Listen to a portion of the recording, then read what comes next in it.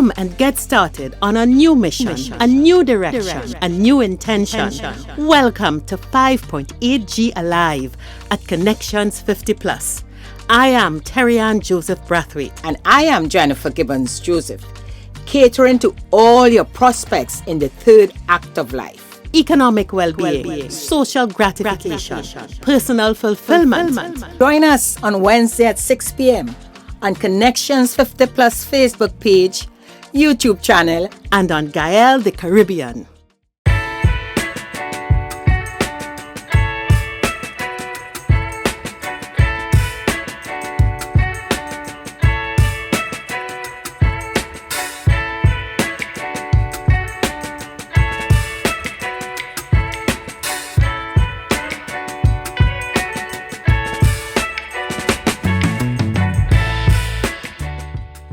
Good evening, everyone, and welcome to Connections 50 Plus 5.8G Alive.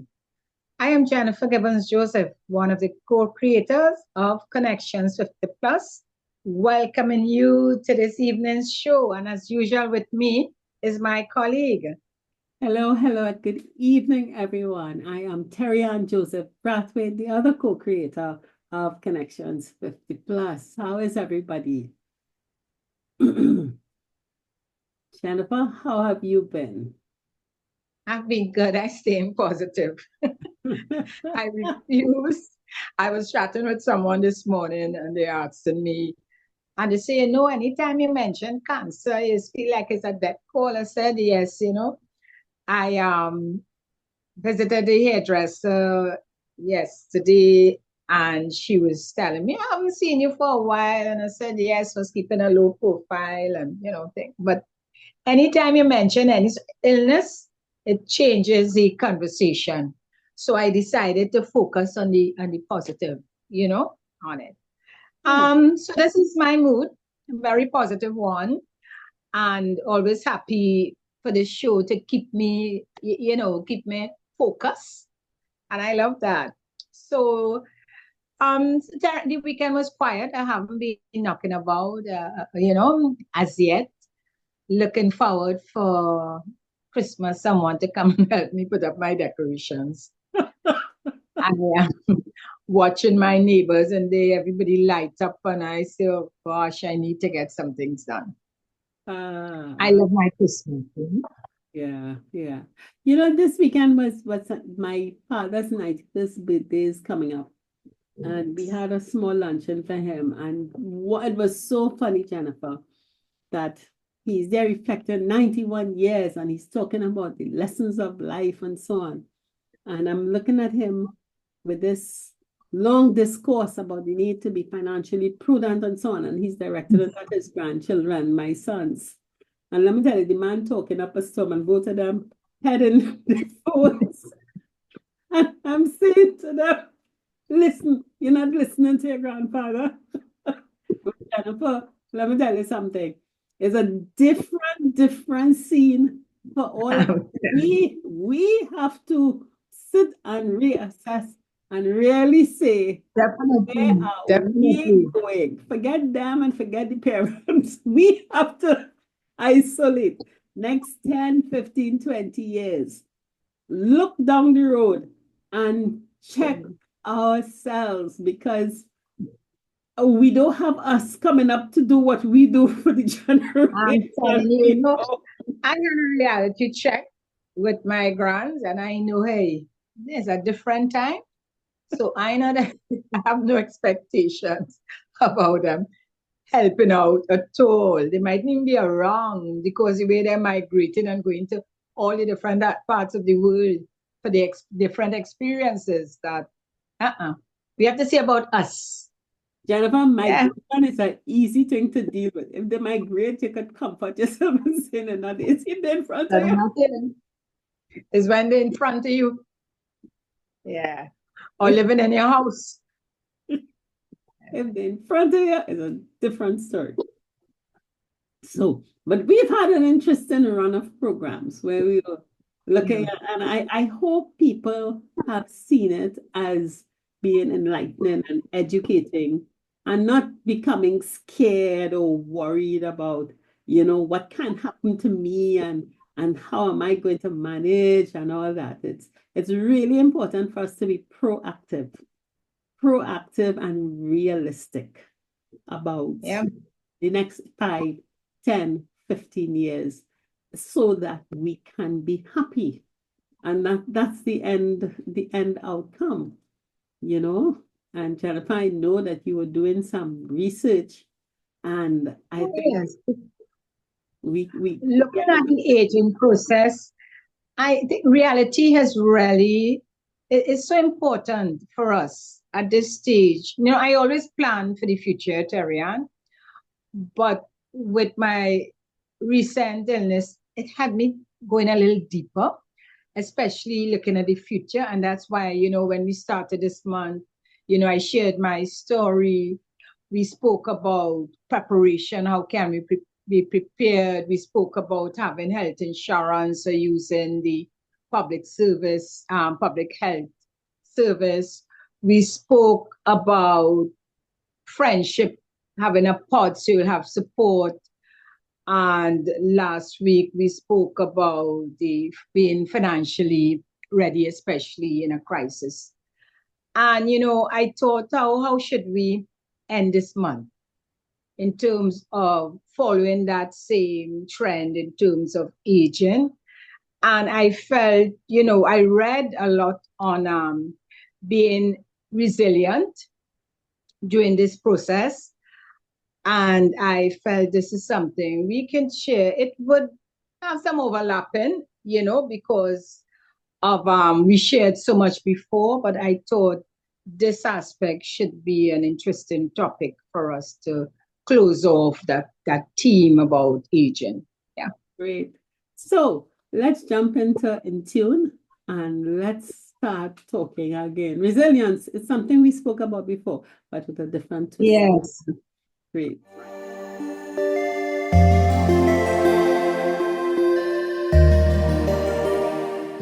Carrie, I thought first, and I know you normally would do it, is exactly get the meaning.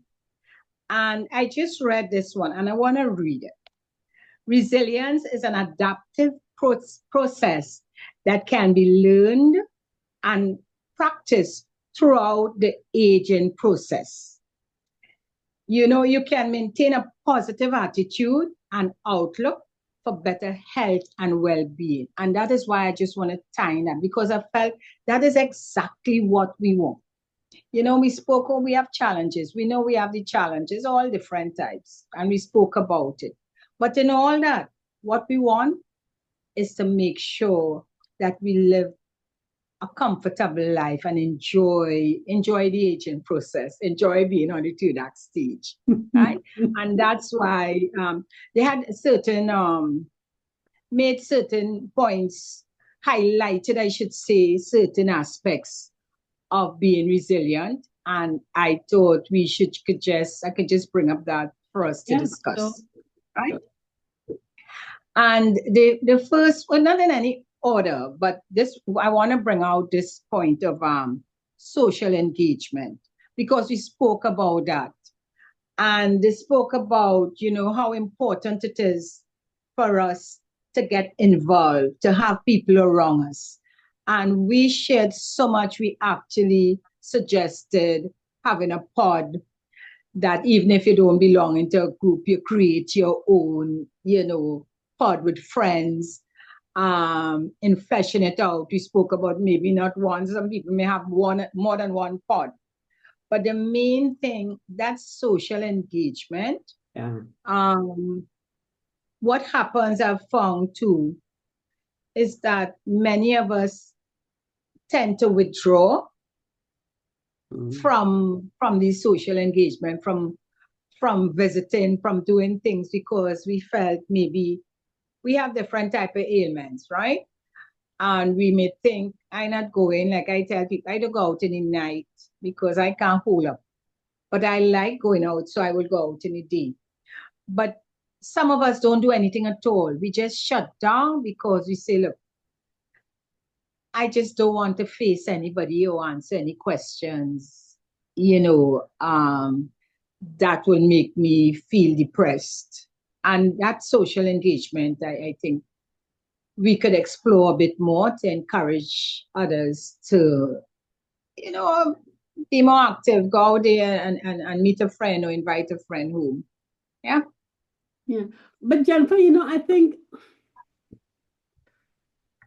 that's at the surface may be intimidating for some people. If someone, for whatever, because what would stop someone from wanting to go out and meet a friend and to meet someone new?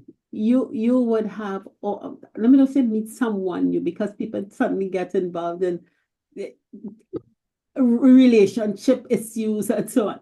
Meet a friend, meet new friends, expand your friend group, because most likely your current friend group starting to die out, or people are getting ill, or like a lot of the members of your friend group probably retreating into themselves, and you may still be interested in learning and doing new things. But if those in your friend group retreating, then you have to go out and meet some others. And we have all kinds of hang-ups. We have hang-ups about our appearance. We have hang-ups about how people perceive us. We have hang-ups about our education levels versus new people. We have hang-ups about whether people will think well enough of us or not well enough of us.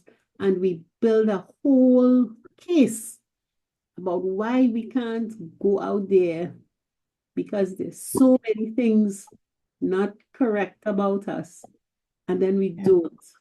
And we talk about self-love, we talk about self-acceptance, and the same way that old group of friends accepted you, there are people out there who are just as interested in meeting new people and just doing things with new people, and they really don't care about who you were, what you are, where you are. Just once you find common ground with people. So, moving that mindset, shifting and becoming more accepting of self, and not being afraid of every single person and thinking the worst of everybody and every shadow is an attacker. What do you think about that? I agree. Now, I'm aware that we have new mobility issues, right? But outside of that, I am thinking, again, I go back, Terian, to culture.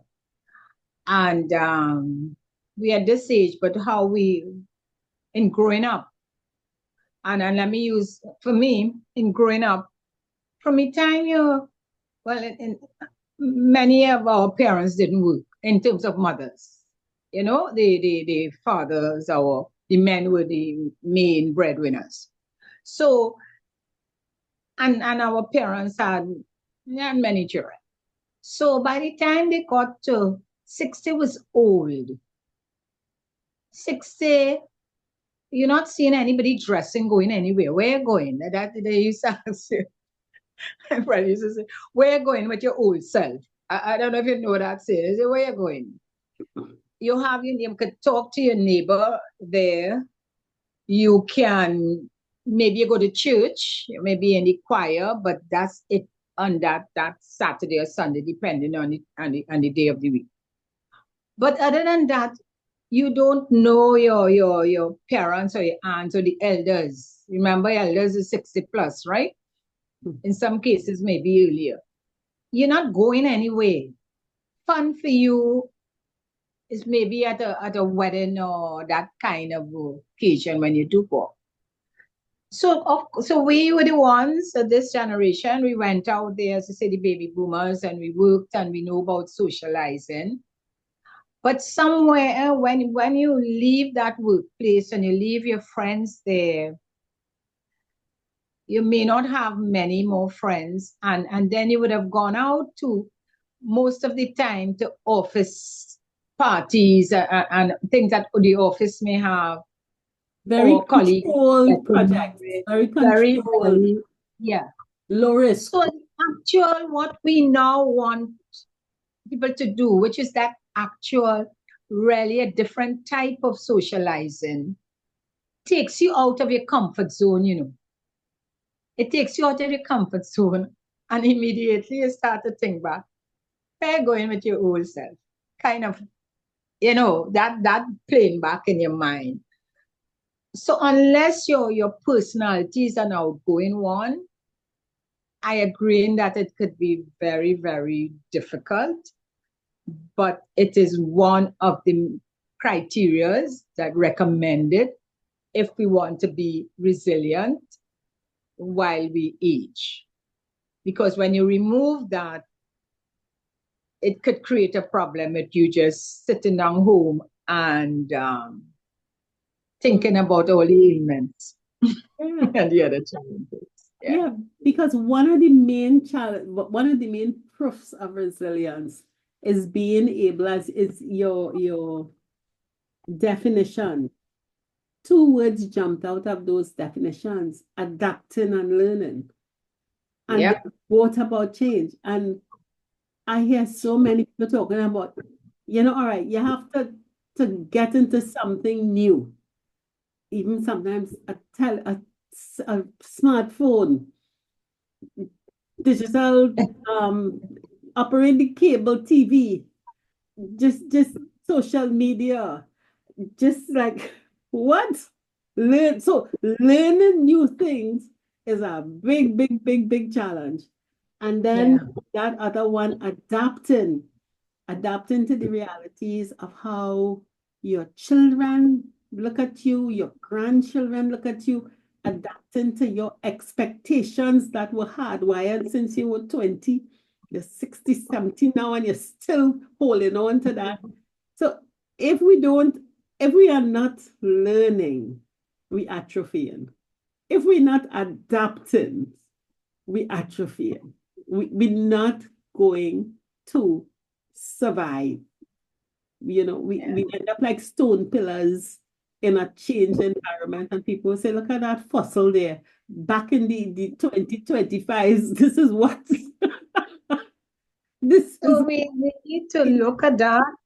The other aspect it pointed out was self-acceptance, and that again, to me, we have to look at reality. Are we really being authentic, or are we still out there playing? And what you said, you have a word you normally use when you just, in my days, flamming coming to me, but that's not the word. You're posturing yourself in a certain way. You're fronting. That's the word I was looking for.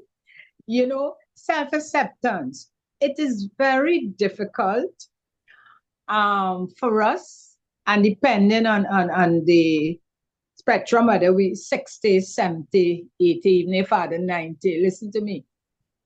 If you reach 90 like your dad and you're feeling good, you could boast and say, yeah, I'm 90.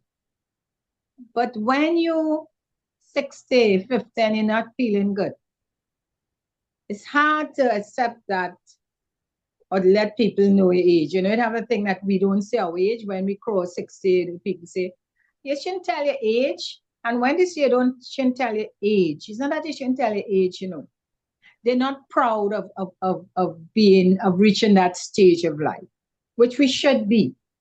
Because remember, you're looking back, and this is where we are, which is good. We have actually crossed all those different stages. Yeah.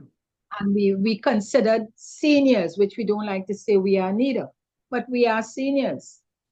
And as seniors, we should be very proud, accept this is where we are, and pull on our skills, talent, experiences, and enjoy life as it is. But many of us don't. Terry, and we don't want, we talk to many people. We discuss a lot of this on this program. We have people coming in as guests, and it's the same thing you hear. We don't want to admit letting go those who still working, especially if you're in your own business, you're professionals in different fields. letting go is the hardest thing, Terry-Ann, to do. We hold on until some of us drop. I remember long ago, we used to say that we were young, when you're young and you're looking at those who retire, and you say, God, so and so just retire and they drop down already. It's like they're waiting to retire. You understand that? That's saying. But it came from a fact, Really, we don't like to let go. We don't admit that your body telling you, hey, slow down, You can't do that again. But our ego saying something else. The status, we saying, oh God, no. How it will look, And that, again, is recommended that we accept where we are. And if we could accept that, I think we will really enjoy our life much better. So yes, senior. Yes, I'm happy to be like this. I'm happy I reached this stage. I am able to do certain things. Let's do it. Yeah. I think, Jennifer, one of the difficulties we face, and I give a lot of leeway here. We talk about the 3 stages of the second act. You have the 50s, you have the 60s, you have the 70s. I think this is less of an issue for those in their 50s, because in your 50s, you're there in your prime. In your 60s, you know it, but you're not dealing with it really, because you still have another 10 years. You're saying 60s, but you're stuck at 60. You're 62, 63, 64, 65, 66, 67, but you're in the 60s. You have 10 years. So you're still going good. You're any serious illness or anything as yet. Yeah. And very often when someone ups and says to you, so what plans do you have? And most people will say, oh, by 70, 75, I plan to be retired and I plan to whatever it is. And you tell them, but that's 2 years from now, or that's 4 years from now. There's a shock. What? It's only 4 years? I'm not ready. I'm not ready. And the not ready is sometimes less of the letting go, meaning to hold on. That's one problem. But the not ready is really preparedness, because we have been spending so much time making sure the second act life has been maintained. So you're maintaining the housing, you're maintaining the social life, you're maintaining the children's standards and everything. And you've not in your 60s focused resources on preparing you for your 70s and 80s.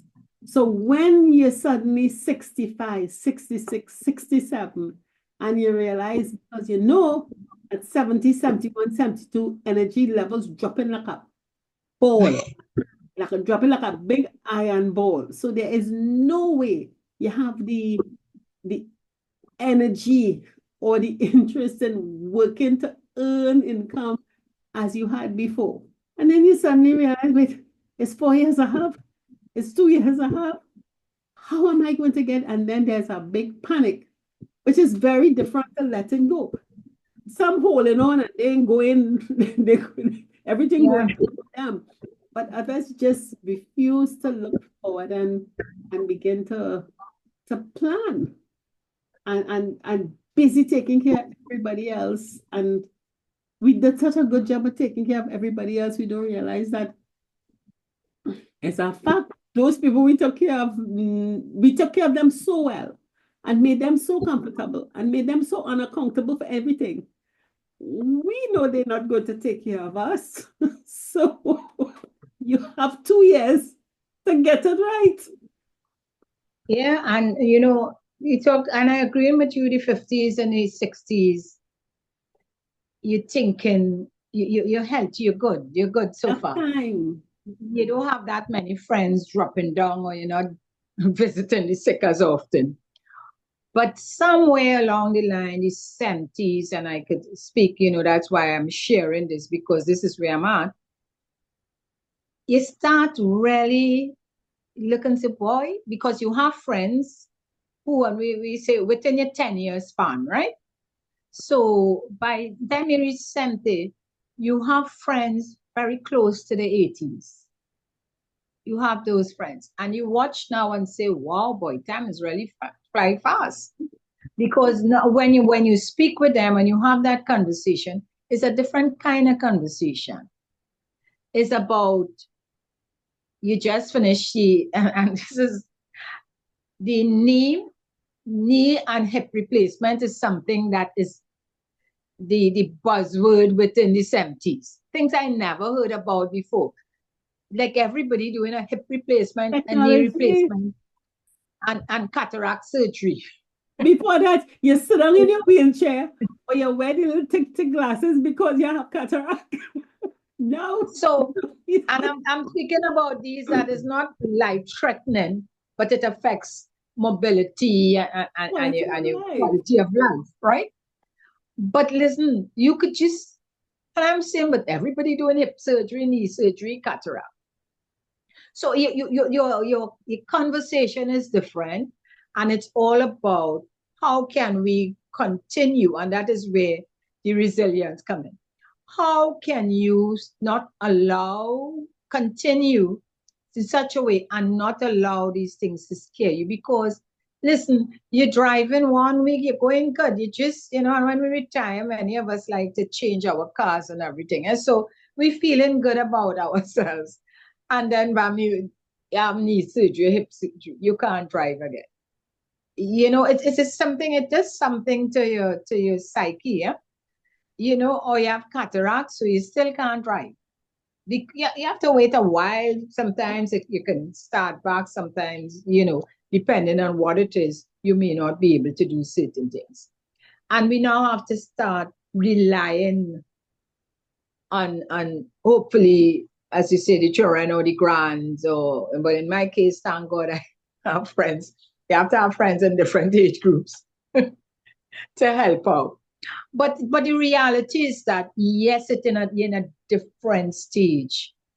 And those of us who thought that we could continue working at the pace of earning the type of income that we had before, because we may be in professions that we are on our own, we can continue, but the pace we have to continue at to earn the level of income is a different thing.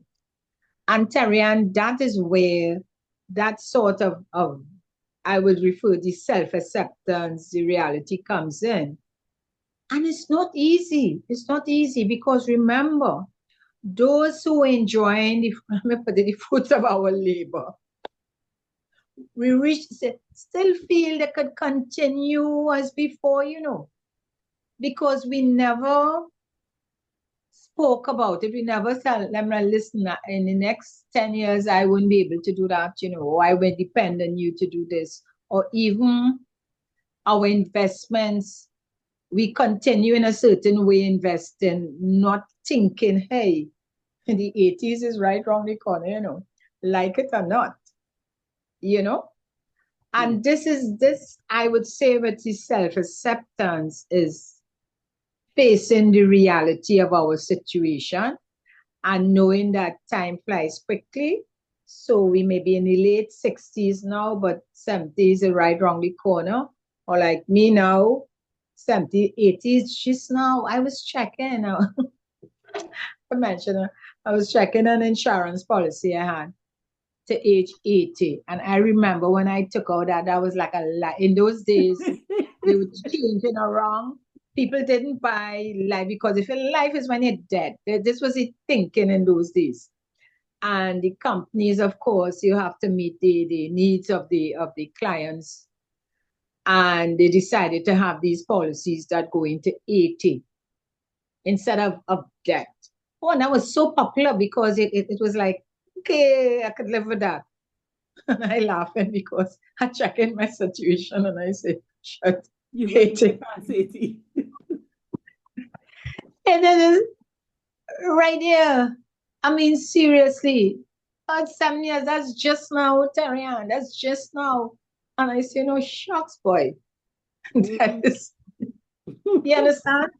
So we don't know. We felt when you're younger, you say maybe 60 and you say, nah, 80, we have a little while again. 20 years, that's plenty. It comes. Yeah. Jennifer, you mentioned the issue of professionals who continue. And there is another risk to professionals. And we, in many ways, are continuing in that realm because we do consulting with our respective skills. And you see, this learning and adaptive for professionals. Very often, as we go along, because we are probably at the peak in our 60s and 50s, we are at the peak of our profession, and we are the reference point for so many people that we stop learning, we stop adapting. But you see, between 60 in the last 10 years, so much has changed with technology that many of us who were at the peak 10 years ago are now borderline on obsolescence because technology has caused how our professions operate to change. Artificial intelligence.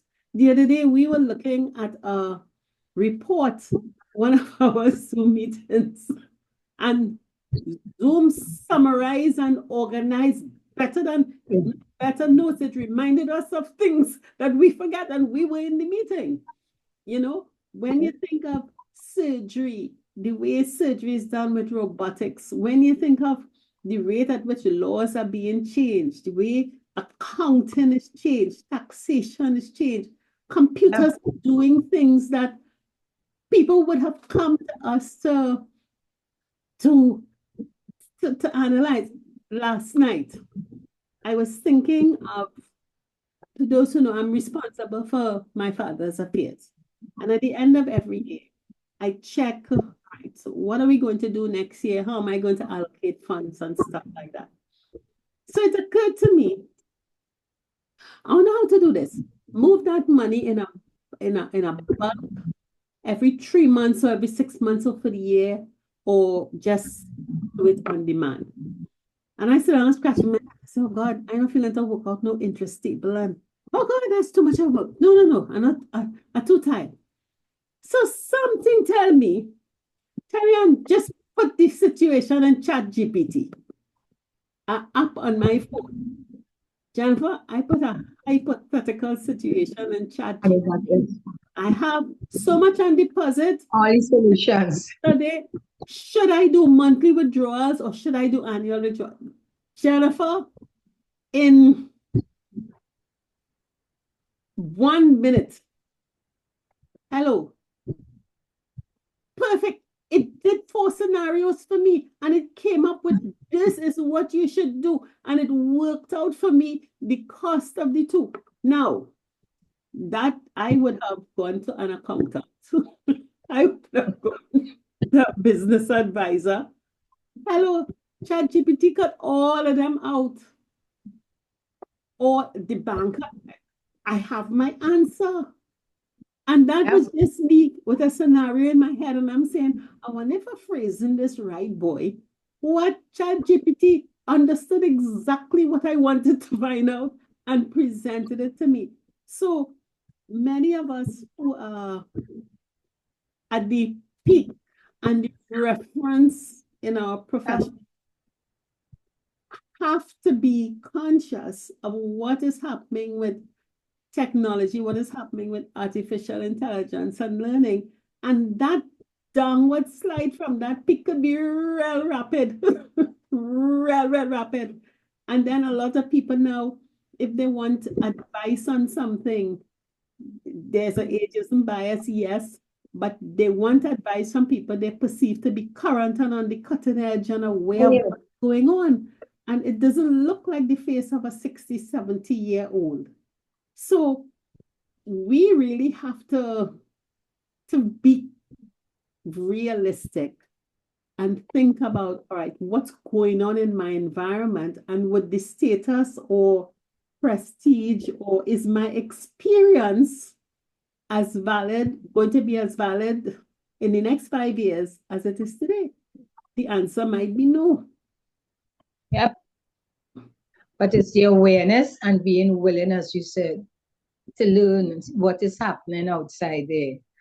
The other aspect too that was suggested is to look at is your sense of purpose. He said, we tend to go back a lot.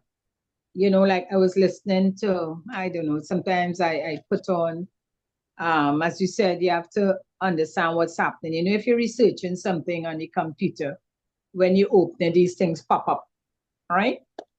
And this morning, what popped up, just in a sermon from one of those preachers, and he was saying that, the young people is using that they look in the windshield when you're driving, they look forward.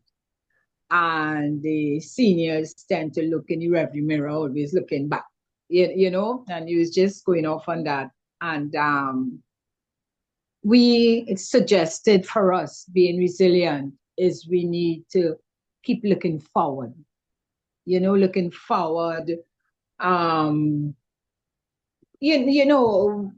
with a positive mindset, because when we look back, we tend to look at, in our days, we used to do this, so we had this and we had that, and we weren't sick and we could have done so many things. But we have to really look forward. Our outlook should be how we want to be now moving forward, not how we were in 5, 10, or even a year ago. Because when you reach in your 70s, let me tell you, a year ago, it makes a big difference, right? So we should really move forward with that sense of purpose. What really, you ask yourself, was there a purpose in life? There's a saying, saying these sayings because we would hear something like, that person moving around like they have no purpose. They have no purpose in life, meaning they're just aimless, whatever happened. At this stage, we shouldn't do that. At this stage, what is really our purpose? What do we want to do in our lives now that would keep us, and you mentioned it, to keep us to be more aware of what is happening, what we have to do to keep on top of the situation. You mentioned about what's happening within the health sector with doctors and things. I only knew about the robotics because my niece who recently had surgery, and when they were explaining the best method to use for certain very sensitive and delicate type of procedures, and they explained the robotics, and when she was explaining to me, I said, it's like you sitting down and you managing this and you're getting it very precise, etc.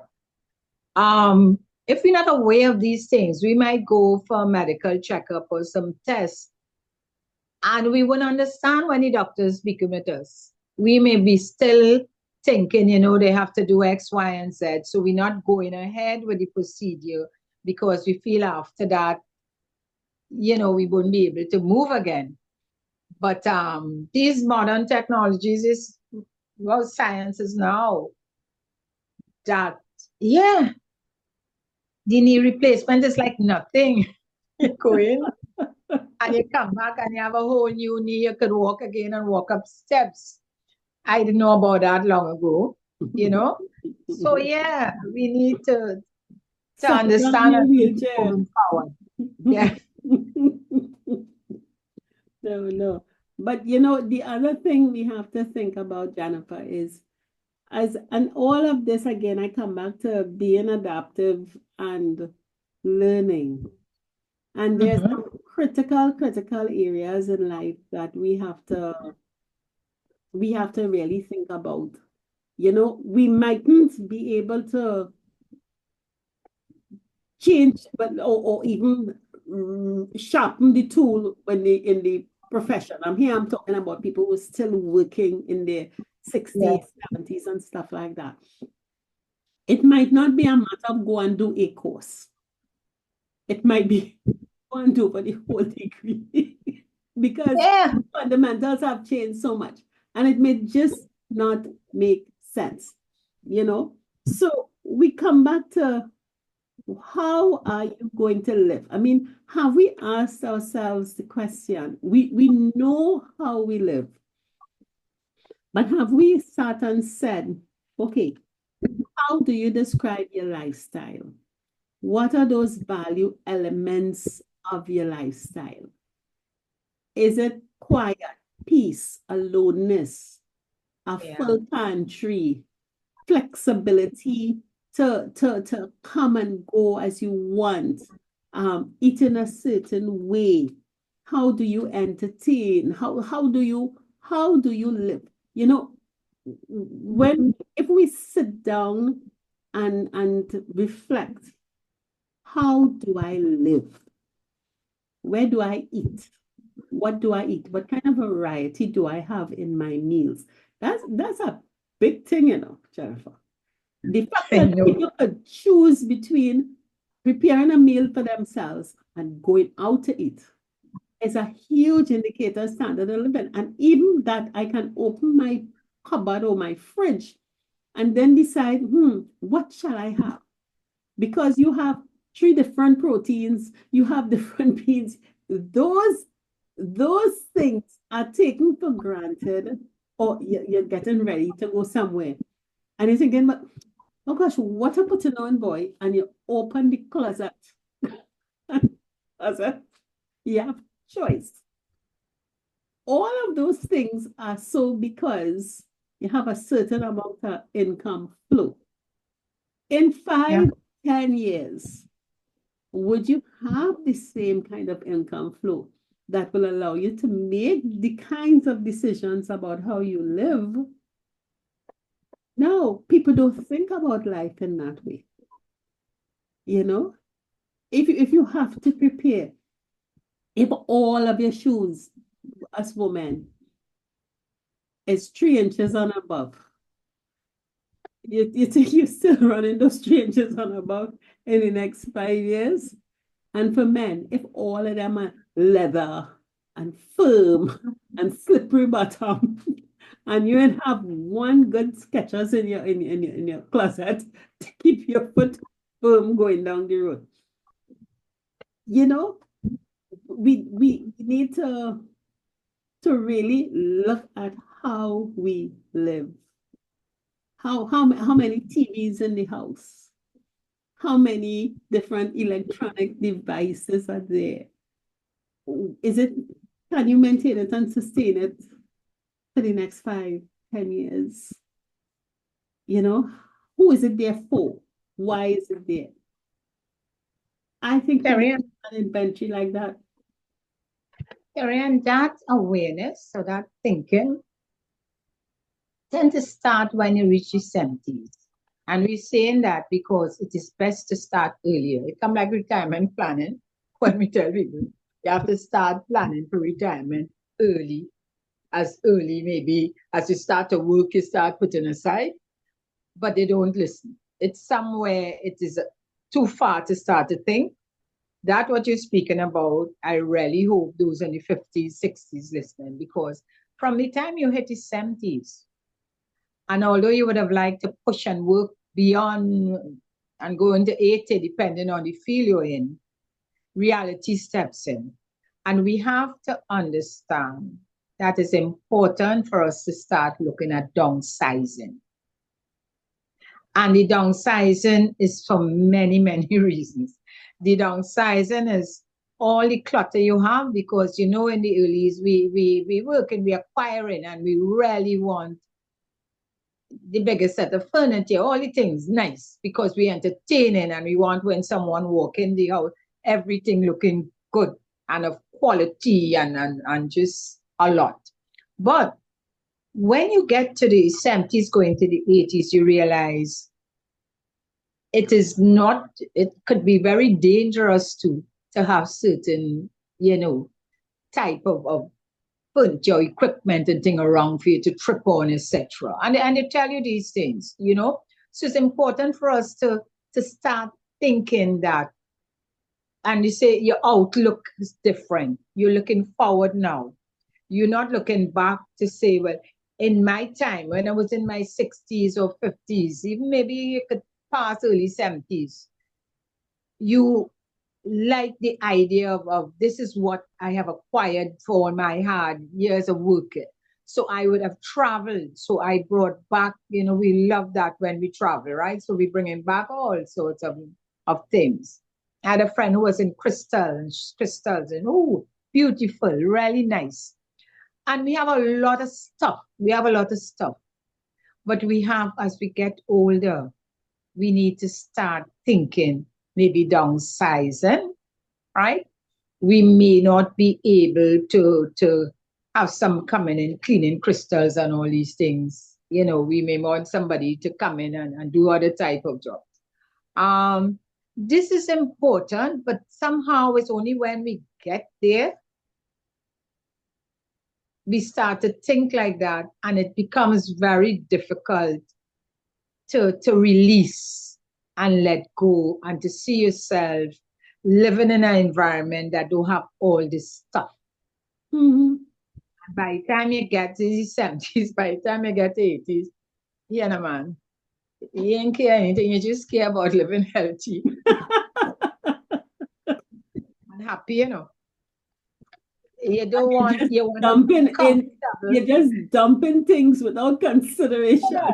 And you might You lose want a something you want. launch chair to thing. You don't want, you can't go down too low. You suddenly want you're sitting a little higher, you know. So we don't think about that until we get to that stage. And I don't know how the mindset, there is a thing about a change of mindset. That is critical to us in terms of enjoying this aging process and being resilient, right? So one other thing that came to mind, and that's because recently I have been chatting with persons, our age group again, to come back to Trinidad, those who, you know, before had family members, had a lot of family members overseas, and from the time you reach a certain age in the winter, you're coming back, you stay a couple months and you go back again by family, etc. But recently, it seems that people not just want to come back for the winter months, but come back, return to Trinidad, really settle down. And again, when you're returning, and it's normally those in the 70s, huh? Mm. And but you're returning to Trinidad, and your thinking is like if you're in the 50s, because you are even buying more things to put, depending on where you're coming back to. You may build, you know, you have been building over the years, sending money for family to build this house or to purchase a house, etc. And Terry, and somehow, from my little experience and from the few I know who already came back, Terrian is instead of downsizing, you're cluttering because you want to show off. You work hard, you did work hard, and you want to show off the type of purchases that you could afford and to bring back because you have to show a little, you know, you're rich in a way. And I think I'm just saying that to those who may be listening to us who are in that category of returning. Please look at when you're returning, we don't, at the age, and you're 70 plus, you may have to look at a smaller space that is more comfortable without the clutter and without a lot of stairs for you to climb. Just saying, that came to me because, as I said recently, I have a lot of family members overseas and who actually, within my age group, my cousins within my age group who looking to return. And when they share their plans in terms of what is shipping down, and I'm saying, wow, boy, You you know? want people to come back here looking like the poor and scranton or they get deported. When they come back, they have to bring the hototo chair, the hototo bed, the hototo couch, the hototo everything to show how well they have done. You should bring the high quality pieces that is comfortable, and I could still look and say, yeah, you know, you could Hello. furnish your house high Hello. end without clutter.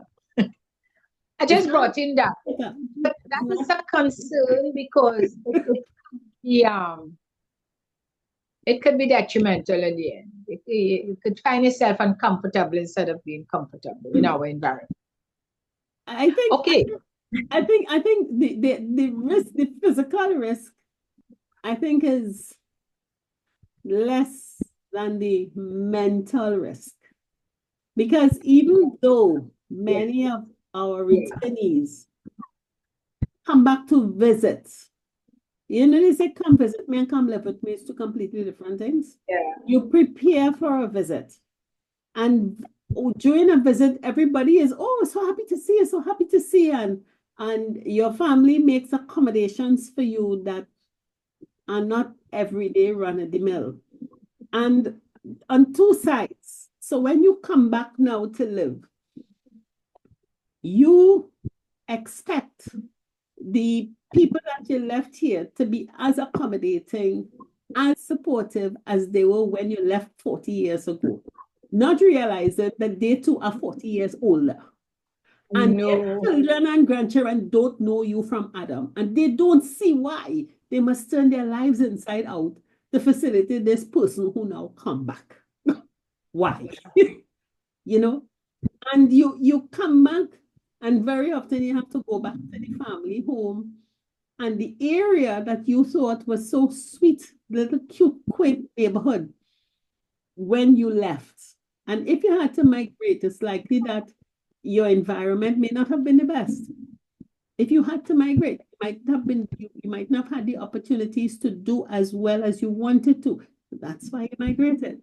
So if you come back to that environment probably has not improved, probably deteriorated. And sometimes you come back with all your hototo, everything, and you make yourself a target because you're not realistic about, you didn't do enough research about living versus visiting when you return, you know? And Jennifer, the thing is, sometimes we forget we're coming back in our 70s and 80s with the age, Those are where we go. Those who returning in the 70s and 80s. Remember your family members who would embrace your return to the same age. We can't do that much again. So yeah, I just thought I should just mention that because I recently had a little family meeting and you know that came up.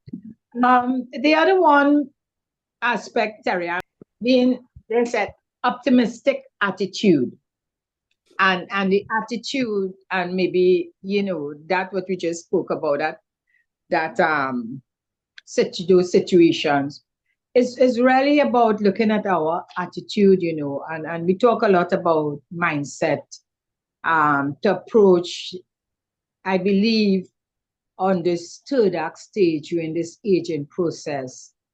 I would put mindset as number one, you know.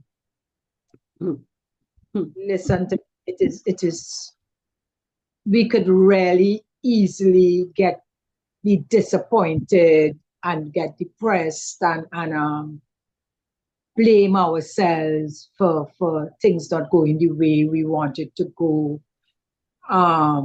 be judgmental and everything. So for me, if I have to from looking at within that mindset is so important. Moving forward, looking forward and not backward, and knowing that hey, this is the life I want to live. This is the life I am living actually, and remove the jealousy, the hate, the bitterness.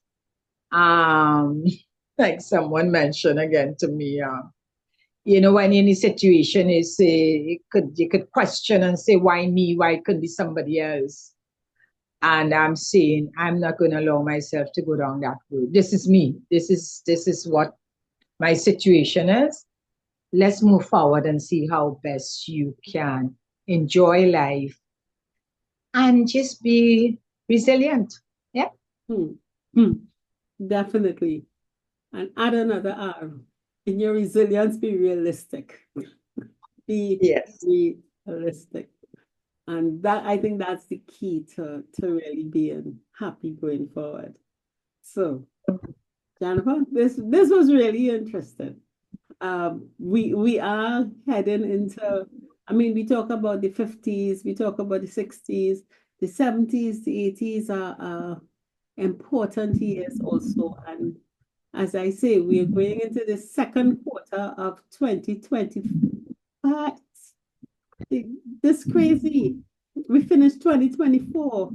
We're going into the second quarter of the century. We finished 25 years. We finished 25 years of the 21st century. You know, that means that we have aged. And though we look great, we have energy, we could have health and so on. We really have to think what is coming down the road for us and plan and plan for ourselves. Set aside the children, set aside the parents. In 10 to 15 years, the children are not taking us on, and God bless them, the parents may or may not be there, but we will be there with some more years to go. So we have to be serious and start thinking of ourselves. Yeah. You know? So the attitude should not be one that we know it all. We have passed through those stages, and that we're not willing to learn something new. We're not willing to accept that this is the time we're now living in. And for us to, as I say, stay positive and remove all the negatives that keep popping up in our minds. Yeah. I have to do Okay, that was in tune.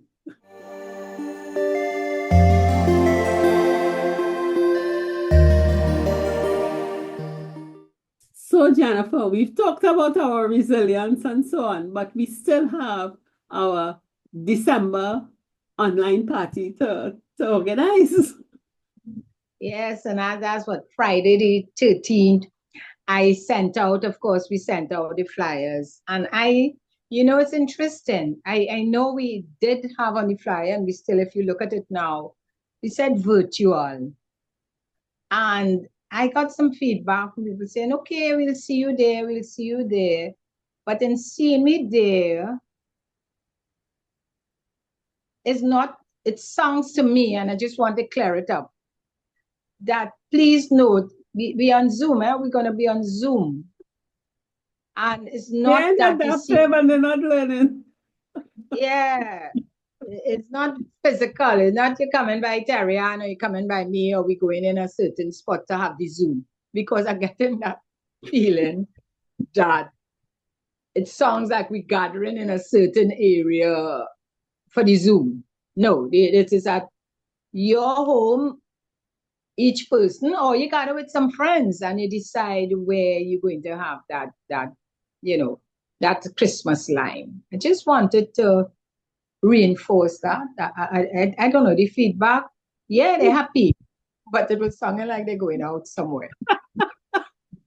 Anyway, if you're interested, remember to send Jennifer and I a note and let us know that you're up to it, and we'll get everybody planning and going. We are looking forward to it. There'll be all kinds of activities and games and getting to know each other and so on. Get your menu organized and get your lime organized. So we are partying on Zoom.